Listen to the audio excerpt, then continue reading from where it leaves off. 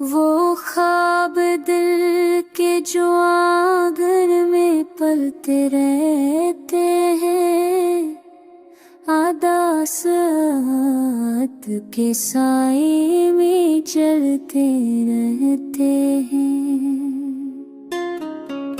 कभी तो हंसने की सूरत संभार लेते हैं, कभी तो आँख के गोशे बखलते रहते हैं। हम अपने जख्म छुपाते हैं रोशनी बनकर, मगर ये जख्म ज़माने को खलते रहते हैं। किसी की याद का साए है साथ लम्हों में,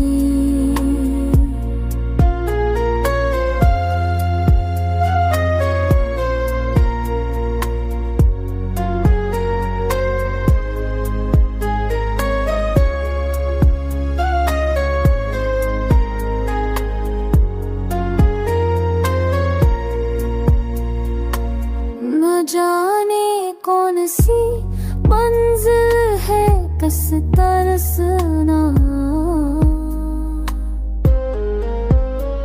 हम अपने रास्ते खुद ही बदलते रहते हैं। वफा के नाम पे दिल टूटता रहा हर बार, मगर ये लोग ही बात करते रहे। हमारे हौसले थकते नहीं अंधेरों से, चरागाह की धूपों में जलते हैं।